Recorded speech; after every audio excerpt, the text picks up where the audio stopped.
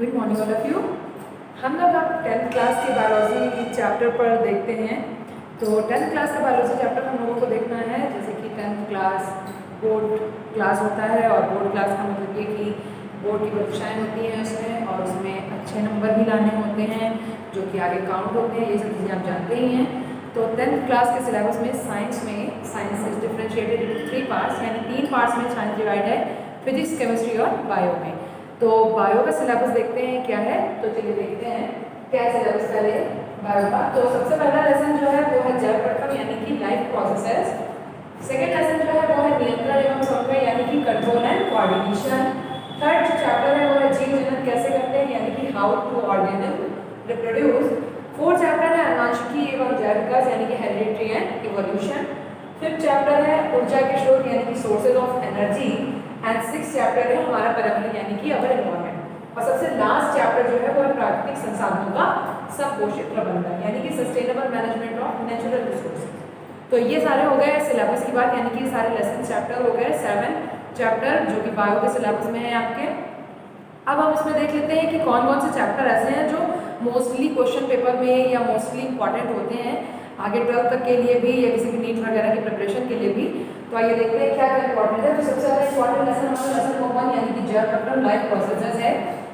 And lesson number 2 which is known as control and coordination यानी कि नियंत्रण एवं समन्वय है। और लेसन नंबर 3 यानी कि जीव जनन कैसे करते हैं, हाउ टू ऑर्गेनिज्म रिप्रोड्यूस, ये है।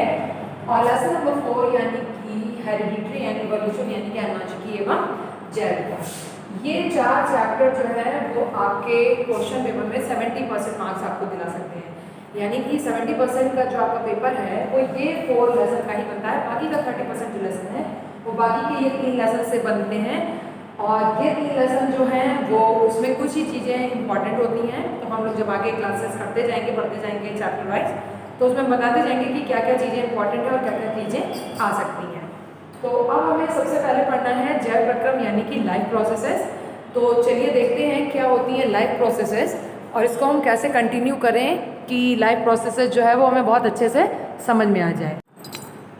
तो चलिए देखते हैं क्या होता है जैव प्रक्रम यानी कि जैव लाइफ प्रोसेसेस क्या है। तो जैसे कि आप लोग जानते हैं कि हमारे चैप्टर का नाम यही है जैव प्रक्रम लाइफ प्रोसेसेस। तो अब जब तक आप ये नहीं समझेंगे कि लाइफ प्रोसेसेस यानी कि चैप्टर जो पढ़ाया जा रहा है उसको पढ़ाना क्या है या पढ़ना क्या है हमें, तब तक आप पूरे लेसन को समझने में आपको दिक्कत होगी।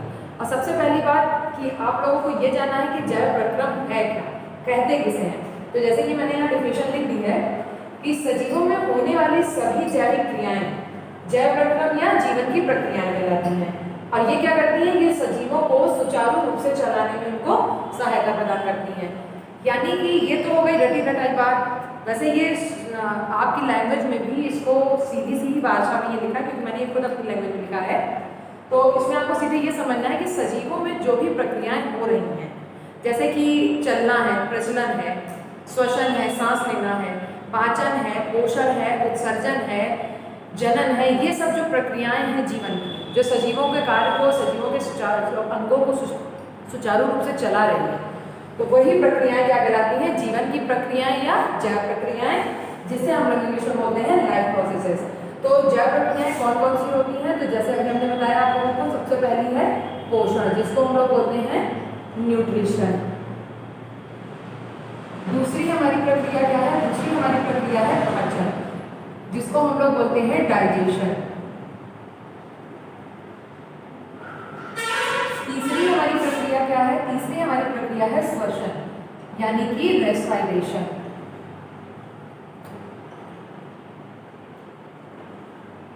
चौथी हमारी जो प्रक्रिया है उसे हम कहते हैं परिवहन और परिसंचरण। परिवहन जो होता है वो पौधों में होता है, जिसको इंग्लिश में बोलते हैं ट्रांसपोर्टेशन। और परिसंचरण जो होता है वो जानवरों में या जीवों में आप कह सकते हैं, या मनुष्यों में जो दूध का परिसंचरण होता है उसको हम बोलते हैं परिसंचरण, उसको हम बोलते हैं इंग्लिश में सर्कुलेशन। और जो हमारा अगला है जैव प्रक्रम यानी जैव प्रक्रिया, उसको हम बोलते हैं उत्सर्जन यानी कि एक्सक्रीशन। इसके साथ ही साथ और भी कई क्रियाएं हैं, जैसे कि जनन, जिसको आप लोग जानते हैं रिप्रोडक्शन बोला जाता है, और ये 2 प्रकार का होता है, अलैंगिक जनन और लैंगिक जनन। तो ये है हमारे जीवन की प्रक्रियाएं। पोषण जिसे न्यूट्रिशन बोला जाता है, पाचन जिसे डाइजेशन बोला जाता है, श्वसन जिसे रेस्पिरेशन कहते हैं, परिवहन जो कि पौधों में देखने वाली जो प्रक्रिया है यानी कि प्रक्रिया है उसको ट्रांसपोर्टेशन बोलते हैं, और परिसंचरण जो है जिसको बोलते हैं हम सर्कुलेशन, जो कि मनुष्यों में या जानवरों में होती है, रुधिर का आदान प्रदान करना या एक भाग से रुधिर को ले जाना एक दूसरे भाग से लेके आना, ये है सर्कुलेशन में। फिर 5वीं प्रोसेस जो है हमारी लाइफ की वो है एक्सक्रीशन यानी कि विसर्जन, और 6ठी प्रोसेस जो है वो हमारी है रिप्रोडक्शन। तो ये हमारी 6 प्रोसेसेस हो गई, और लाइफ प्रोसेसेस जिसको हम लोग जानते हैं सजीवों में होने वाली सभी प्रक्रियाएं, जो भी प्रक्रियाएं हैं जो सजीवों को सुचारू रूप से कार्य करने के लिए सहायता प्रदान करती हैं, उन्हें हम बोलेंगे लाइफ प्रोसेसेस यानी कि जैव प्रक्रम या जैविक क्रियाएं। ये हो गया। अब हम सबसे पहले पढ़ने जा रहे हैं पोषण के बारे में यानी कि न्यूट्रिशन। किसे कहते हैं न्यूट्रिशन, कितने प्रकार के होते हैं, किन किन लोगों में या किन किन सजीवों में किस प्रकार का न्यूट्रिशन पाया जाता है, तो आइए देखते हैं हम लोग अपने आगे के टॉपिक में। तो चलिए देखते हैं क्या होता है पोषण यानी कि हमारा सबसे पहला जैव प्रक्रम, तो जो है पोषण यानी कि न्यूट्रिशन। तो न्यूट्रिशन क्या है, लिखा हुआ है पोषक तत्वों से प्राप्त करने की क्रिया जो हमें ऊर्जा के रूप में प्राप्त होती है, यानी कि कभी भी जब भी हम भोजन खाते हैं तो क्या होता है हमारे शरीर में वो जाता है, उसका पाचन होता है, फिर पाचन के बाद जब पूर्णतः उसका पाचन पूरी तरह से उसका पाचन डाइजेशन हो जाता है तो हमारी जो ब्लड कैपिलरीज यानी कि रुधिर वाहिकाएं या वाहिकाएं जो होती हैं वो उससे क्या करती हैं, उस ब्लड को ले जाकर उसे भोजन को ब्लड में मिक्स करके हमारे पूरे ऑर्गन में जहाँ जहाँ ज़रूरत होती है वहाँ वो पहुँचा देती हैं। तो इस तरह से जो पोषण होता है तो क्या होता है पोषक तत्वों से प्राप्त होता है, और पोषक तत्वों से जो हमें ऊर्जा प्राप्त होती है उसे हम क्या बोलते हैं, पोषण कहते हैं उसे हम। तो पोषण क्या हुआ, पोषण जो हमें पोषक तत्वों से प्राप्त होने वाली ऊर्जा है उसे हम पोषण कहेंगे। अब बात आती है कि पोषण जो होता है उससे हमारे शरीर को क्या लाभ है या पोषण की आवश्यकता क्यों है। तो पोषण की आवश्यकता हमें इसलिए है क्योंकि हमारे शरीर में जितने भी ऊर्जा स्रोत हैं उनको यानी कि जो भोजन हम लोग करेंगे उसी से ही हमें ऊर्जा मिलेगी, और ऊर्जा जो मिलेगी उससे हमारा जो शरीर होगा वो सुचारू रूप से चल पाएगा। फिर क्या होता है इससे शरीर में जो टूटे फूटे अंग हैं यानी कि जितने भी क्षतिग्रस्त अंग है या टूटे फूटे अंग या डैमेजिंग ऑर्गन जो है वो बनते हैं, प्लस हमारी जो टूटे फूटे अंगों की मरम्मत हो गई, फिर हमें ऊर्जा मिल गई। फिर क्या होता है इससे नए अंग भी विकसित होते हैं, नए अंगों का विकास होता है इससे कि जब एक नए अंग जैसे कि किसी छोटे बच्चे में देखेंगे तो जब वो खाना खाता है तो उसके बाद क्या होता है उसमें एक नए अंग, वो खाना खाने के साथ साथ उसकी जो हड्डियाँ होती हैं वो मजबूत होने लगती है, और उसी के साथ साथ उसमें एक मैच्योरिटी आने लगती है, और मैच्योरिटी उसके शरीर के साथ साथ ही उसके मानसिक वृद्धि भी होने लगती है। तो इस तरह से उसकी ग्रोथ पे भी ये इफेक्ट डालता है। फिर हमारी शारीरिक वृद्धि है, और फिर एक है शारीरिक वृद्धि हो गई, मानसिक वृद्धि भी जिसमें आ सकता है हमारा आता है, और हमारे रोगों से लड़ने की उसमें क्षमता होती है, रोगों से लड़ने के लिए यानी कि प्रतिरक्षा सिस्टम जो है इसको मजबूत बनाने के लिए हमें पोषक तत्वों की आवश्यकता होती है। अब आप लोग सोच रहे होंगे कि जैसे पोषक तत्व तो बहुत कह दिया लेकिन कौन कौन से होते हैं ये तो बताया ही नहीं हमने, तो चलिए देखते हैं क्या होते हैं पोषक तत्व।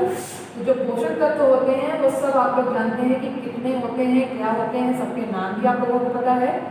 सबसे पहला नाम है इसमें कार्बोहाइड्रेट का, यानी कि जिसको हम लोग कहते हैं शर्करा, शुद्ध सिंधु जो हिंदी होती है वो होती है शर्करा, यानी कि कार्बोहाइड्रेट उन सभी चीज़ों में पाया जाता है जो मिठास देता है, यानी कि जो शुगरी सब्सटेंसेज हैं यानी कि जितनी भी शुगर्स हैं, गुड़ ले लिए जिसको आप लोग बोलते हैं गुड़ बोलते हैं, इसको इंग्लिश में बोला जाता है जागरी, चाहे घर पे जो आने वाली चीनी है शक्कर है उसको आप शुगर ले लीजिए, चाहे आप गन्ने का रस ले लीजिए, किसी भी तरह की आप मिठास वाली चीज़ें लेंगे, जैसे कि रोटी जो होती है वो जब खाते हैं तो वो भी ऑटोमेटिकली गेहूँ जो होता है वो भी थोड़ी देर बाद मीठा लगने लगता है, चावल भी मीठा लगता है, आलू भी मीठा लगता है। तो ये क्या है, ये कार्बोहाइड्रेट है, और कार्बोहाइड्रेट में क्या होता है, कार्बन होता है, हाइड्रोजन होता है और ऑक्सीजन होता है। जैसे कि ग्लूकोज है तो ग्लूकोज का जो फॉर्मूला है वो क्या है, ग्लूकोज का फॉर्मूला है हमारा C6H12O6, ठीक। तो ये है हमारा ग्लूकोज का फॉर्मूला। अब इससे अगर कोई पूछता है कि कार्बोहाइड्रेट में कार्बन, हाइड्रोजन और ऑक्सीजन की रेशियो यानी कि अनुपात कितना होता है, तो आप इससे निकाल सकते हैं 6 × 6, 6 × 12, 6 × 6। So carbon hydrogen and oxygen ratio is 1:2:1। तो ये होता है कार्बोहाइड्रेट में कार्बन हाइड्रोजन और ऑक्सीजन का रेशियो, यानी कार्बन जो होती है वो 1% पाई जाती है, हाइड्रोजन जो होता है वो 2% पाया जाता है और ऑक्सीजन जो होता है वो 1% पाया जाता है इन कार्बोहाइड्रेट।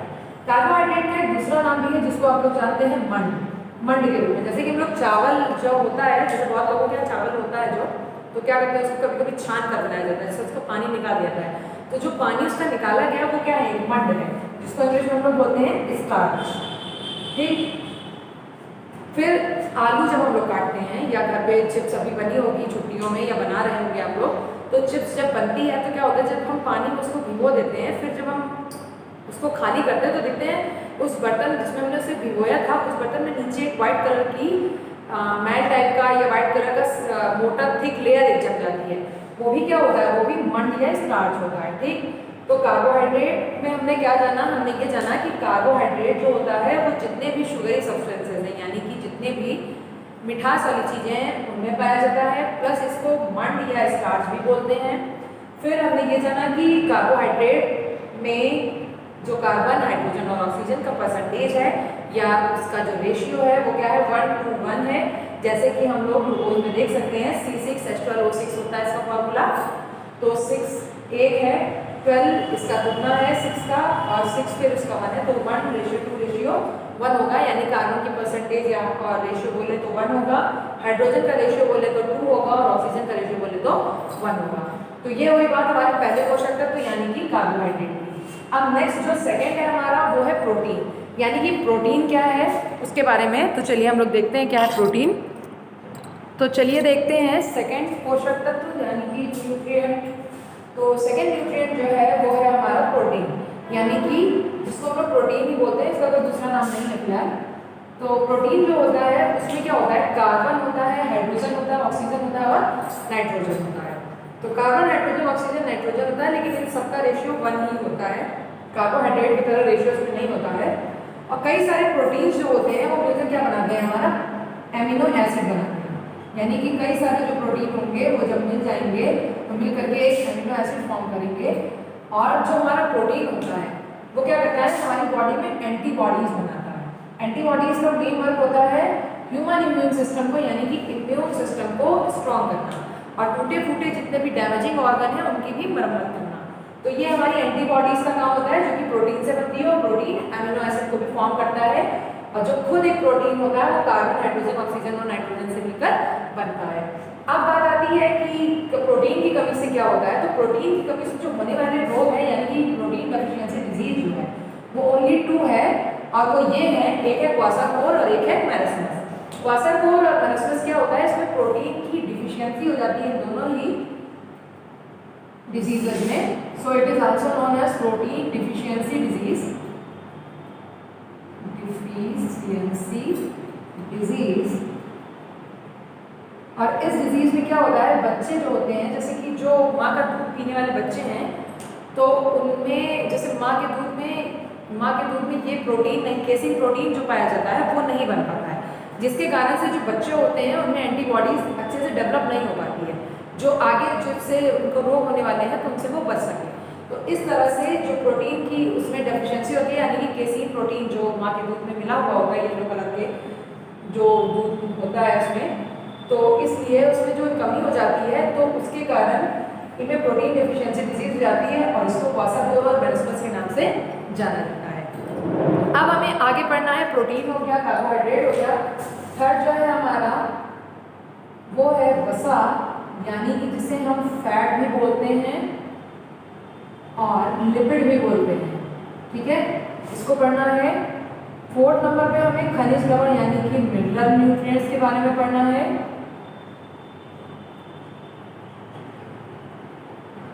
Mineral nutrients,